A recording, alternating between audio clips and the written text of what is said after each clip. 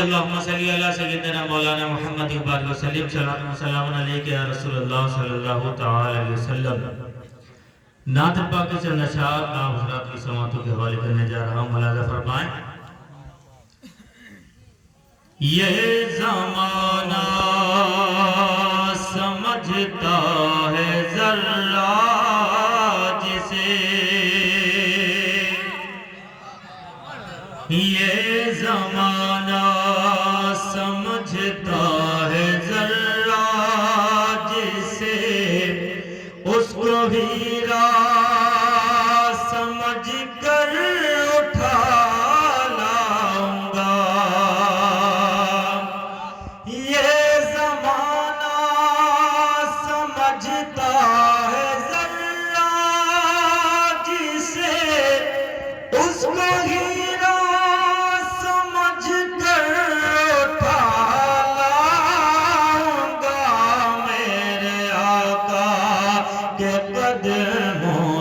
جو چھو گیا، ایسے پتھر کو سر پر اٹھا لاؤں گا۔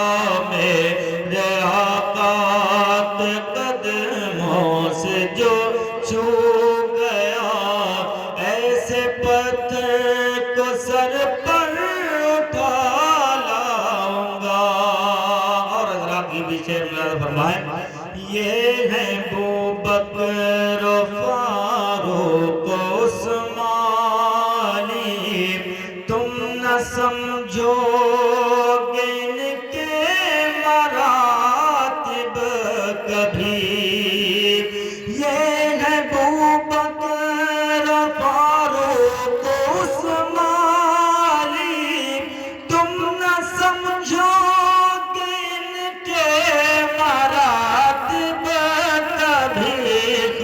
کے پا بھی، جو قسمت سے ان کی ملے، اس کو دامن میں بھر کر اٹھا لاؤں گا۔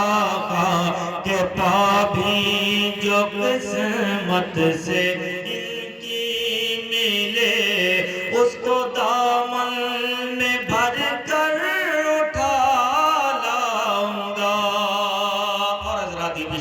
فرمائے میرے حق میں دعا آپ کیجئے، یہی شہر طیبہ میں از جلد ہو حاضری۔ میرے حق میں دعا آپ کیجئے، یہی شہر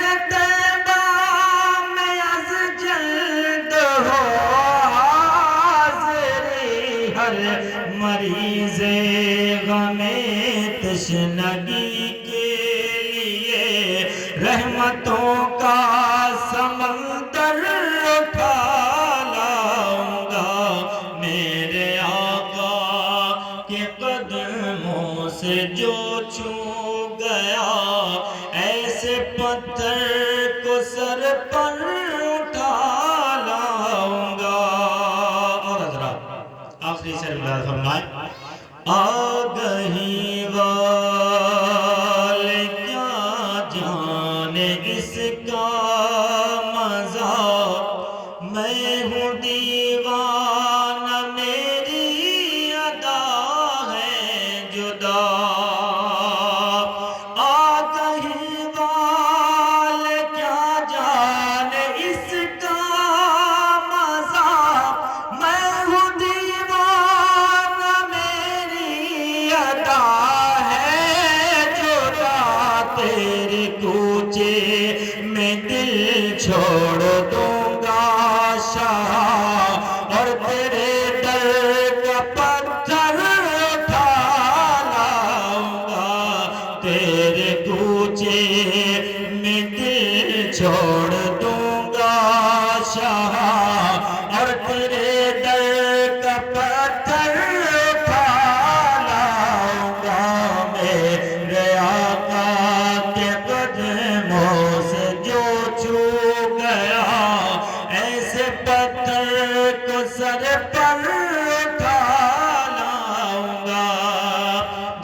پڑھی اللہم صلی علی سیدنا و مولانا محمد بارک وسلم صلاۃ و سلام علیک یا رسول اللہ صلی اللہ تعالی علیہ وسلم نحمده و نصلی علی رسولہ الکریم اما بعد فاعوذ باللہ من الشیطان الرجیم بسم اللہ الرحمن الرحیم قال اللہ تبارک و تعالی فی القرآن المجید والفرقان الحمید فاتقوا النار التي وقودها الناس والحجارة صدق اللہ العظیم۔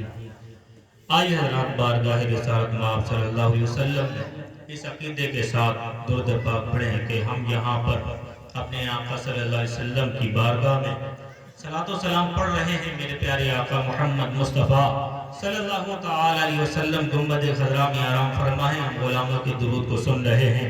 پڑھیے باوال بعد اللہم صلی علی سیدنا و مولانا محمد بارک وسلم صلاۃ و سلام علیک یا رسول اللہ صلی اللہ تعالی علیہ وسلم سے ایک کو جو ہے کم کر دو۔ درود پاک پڑھیے اللہم صلی علی سیدنا مولانا محمد بارک وسلم صلاۃ و سلام علیک یا رسول اللہ صلی اللہ تعالی علیہ وسلم۔ جب مسابقہ ہوتا ہے اس میں ٹائم دیا جاتا ہے تو گھنٹی ہوتی ہے، جیسے ٹائم کمپلیٹ ہو جاتا ہے تو گھنٹی بج جاتی ہے۔ بہرحال گھنٹی کی نوبت نہیں آئے گی، ہے کہ نہیں؟ اور میرے حساب سے اگر دیکھا جائے وہ گھنٹی ٹھیک ہے، جیسے ٹائم ہو جائے تو گھنٹی دبا دیں، جس کا نمبر ہو وہ دبا دیں، ایک سیکنڈ ادھر سے ادھر نہیں ہو سکتا۔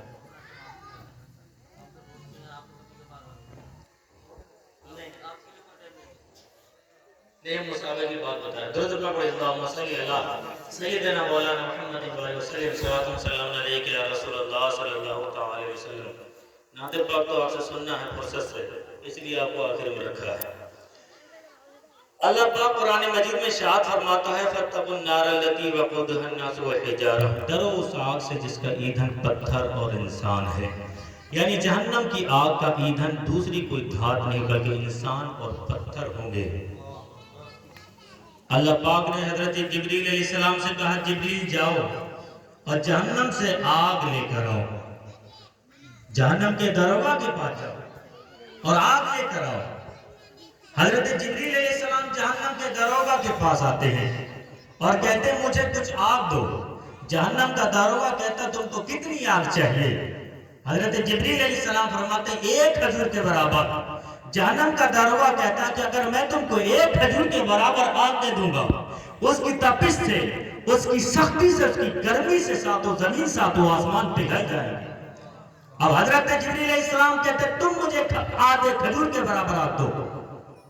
اب جہنم کا دروگا کہتا ہے اگر میں تمہیں آدھے کھجور کے برابر آگ دے دوں گا تو ساتوں زمین، اگر میں تم کو آدھے کھجور کے برابر آگ دے دوں گا نہ تو آسمان سے ایک بوند پانی ٹپکے گا اور نہ زمین میں کبھی سبزہ اگے گا۔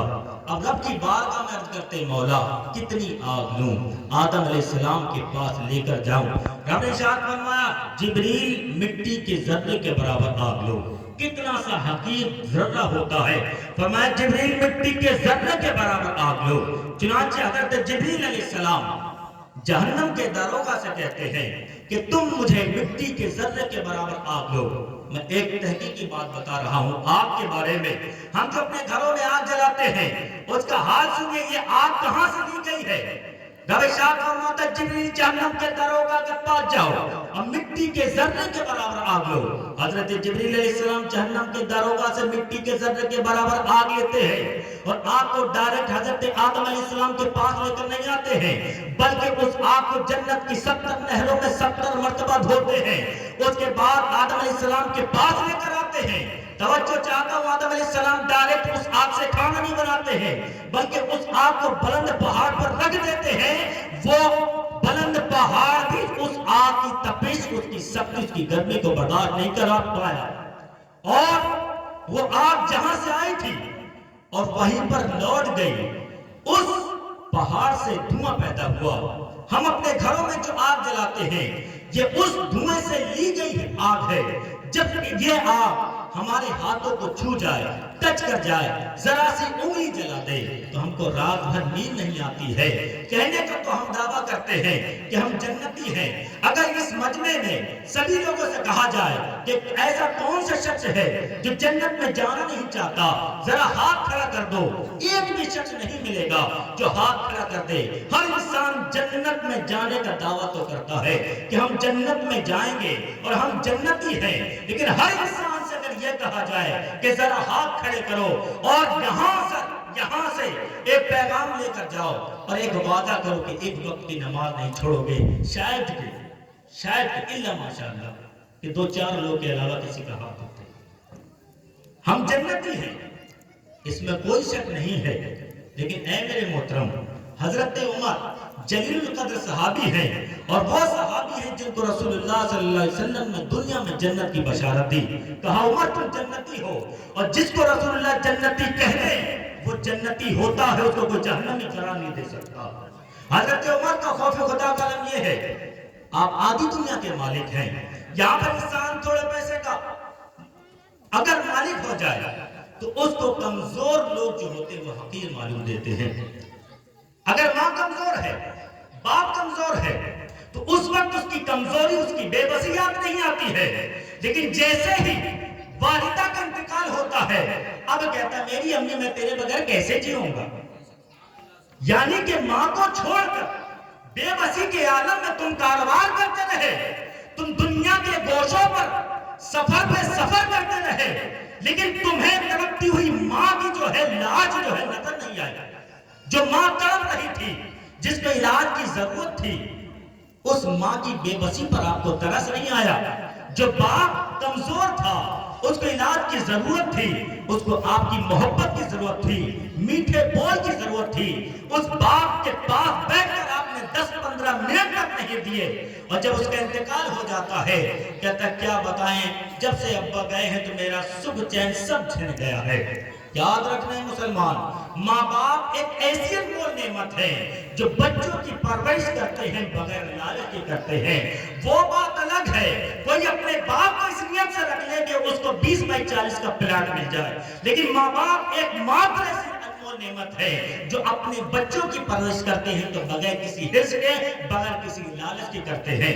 حضرت عمر کے خوف خدا کا عالم یہ ہے، اے میرے محترم، جب رات کے اندھیرے سیاہ ہوتے تھے تو آپ چکر لگاتے تھے کہ کہیں کوئی پریشان تو نہیں ہے، کہیں کوئی مایوس تو نہیں ہے۔ جب رات کے اندھیرے سیاہ ہوتے تھے آپ چکر لگاتے تھے، اور سنیے میرے محترم، جب آپ چکر لگا رہے تھے ایک گھر سے دھواں نکل رہا تھا، آپ نے دروازے پر دستک دی، ایک عورت آئی، کہا کہ اس گھر سے بچوں کے رونے کی آواز آ رہی ہے، بات کیا ہے؟